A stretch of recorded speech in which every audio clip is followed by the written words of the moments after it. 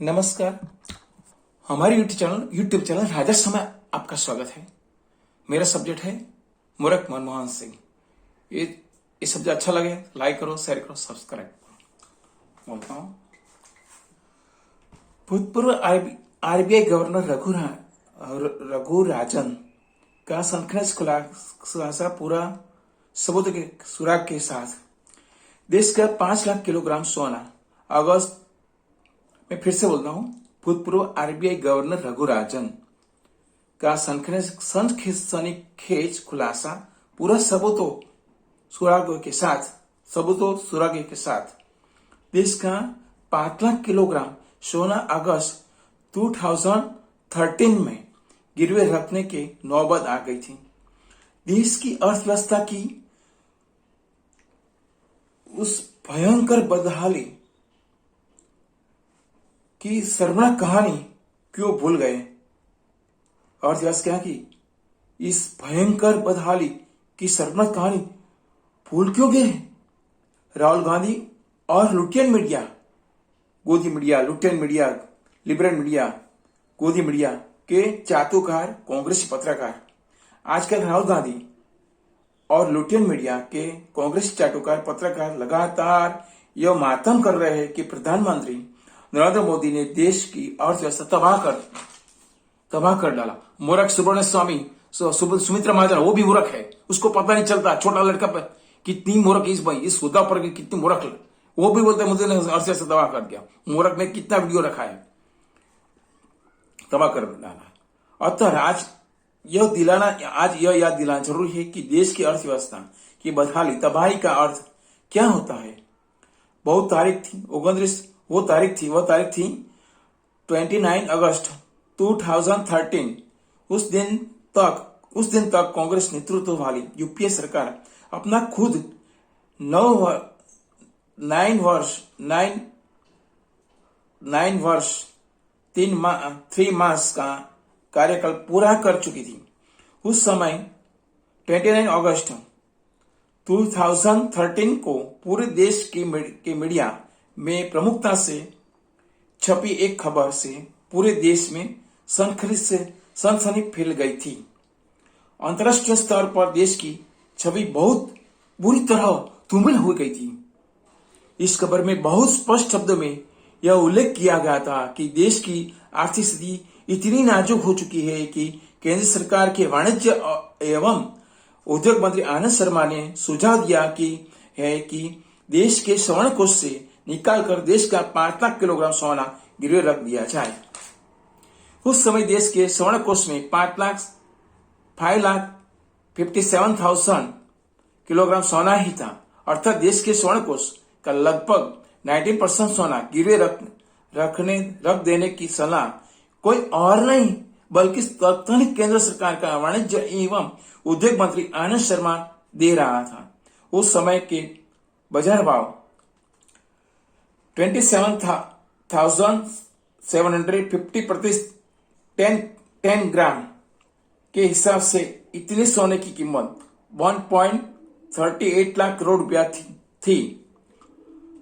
तथाकथित महान अर्थशास्त्री प्रधानमंत्री मनमोहन सिंह ने अपने कार्यकाल के 10 वर्ष में देश की अर्थव्यवस्था को इतनी दयनीय स्थिति में पहुंचा दिया था। मीडिया छपी उपरोक्त सनसनीखेज खबर के पश्चात देश में उपजे जनाक्रोश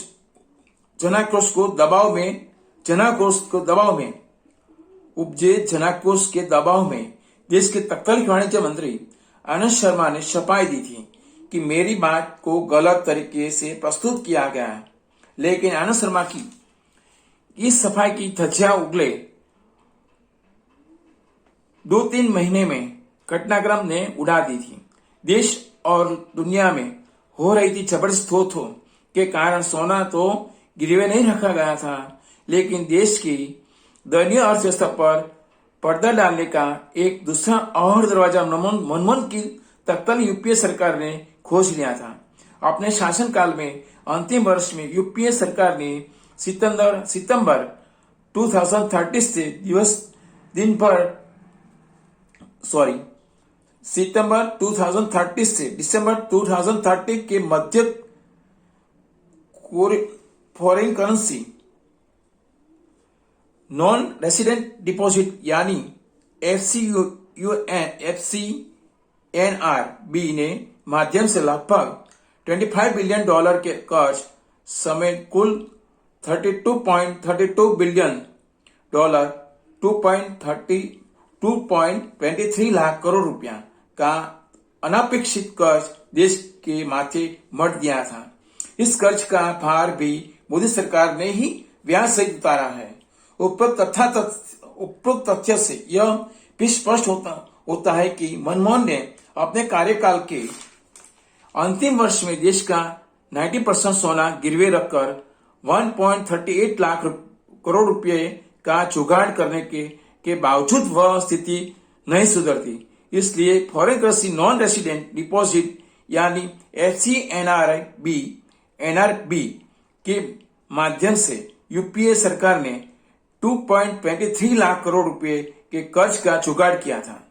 अंत में अगस्त 2013 में देश का जो स्वर्ण भंडार 557 टन था, उसमें मोदी सरकार ने 148 टन की वृद्धि की है।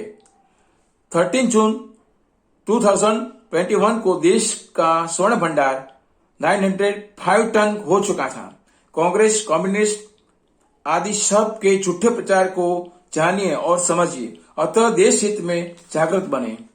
सुन लो रे पुरुषों, पिनकियों, इन सालों में मोदी जी ने क्या किया जो आज तक स्वतंत्र भारत के इतिहास में कोई नहीं कर पाया।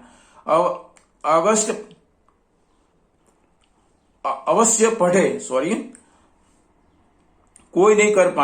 पढ़े, कहीं सुने, कहीं बीच में ही छोड़ दिया तो आपकी आंखों बंद ही रह जाएगी, इसलिए पूरा अवश्य सुनिए। पहली उपलब्धि, 200 साल तक हमारे देश को गुलाम बनाने वाले ब्रिटेन में 53 देशों की मीटिंग में मोदी जी महाअध्यक्ष बने। इसी बात से हर एक भारतीय का सीना गर्व से चौड़ा हो जाना चाहिए। दूसरी उपलब्धि, यूएन मानवाधिकार परिषद में भारत की बड़ी जीत हुई है। सबसे ज्यादा वोटों की आवश्यकता थी, मिले 188 वोट। क्या अब भी भारत की जनता पूछेगी कि मोदी विदेश में क्यों जाते हैं?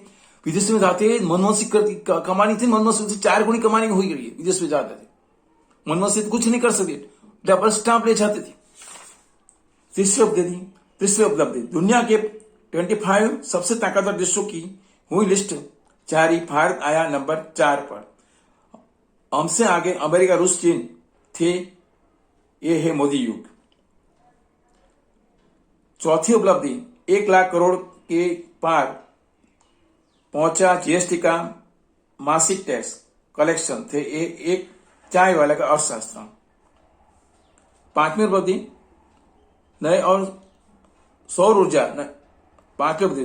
नए सौर ऊर्जा संयंत्र लगाने में अमेरिका और जापान को पीछे छोड़ भारत हुआ दूसरे स्थान पर। छठी उपलब्धि, 2013-18 में 2 गुना हुआ सौर ऊर्जा का उत्पादन।